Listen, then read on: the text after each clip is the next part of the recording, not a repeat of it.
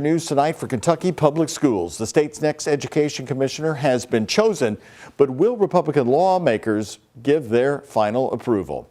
Here's where we stand. Dr. Robbie Fletcher has been the superintendent of Lawrence County Schools since 2014. That's far eastern Kentucky. But the reality is this: in Kentucky, politics plays heavily in these decisions. Senior reporter Isaiah Kim Martinez has the breakdown on how that could impact this job.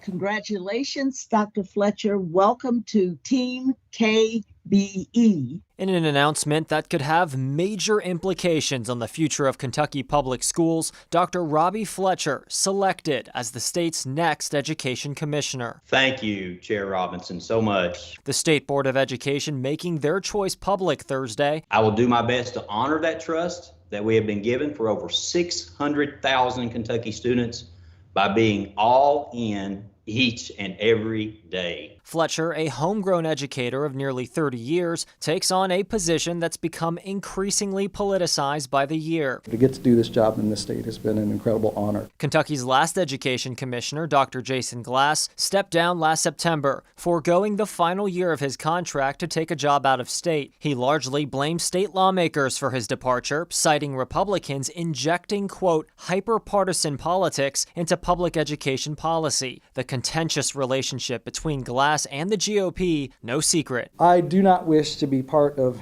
implementing the dangerous and unconstitutional anti-LGBTQI law that the legislature passed this last session. Now, Fletcher, superintendent of a small, mostly white school district of just under 2,500 students, will oversee close to 700,000. You know, we're so diverse, we're so different. How does that impact what he's going to do? How does it impact Jefferson County? Meanwhile, in Louisville, former JCPS board member Sam Corbett weighing in on what it'll take for Fletcher to be successful. You need to be a really good politician and a good communicator. I think the new commissioner really needs to focus on his relationship with elected officials, both the governor's office, the legislature, House and Senate. That's probably the number one thing on his agenda when he starts this job. There's still another step to be taken here before the job is officially his, and that's getting confirmation from the Kentucky Senate, required by law, passed just last year.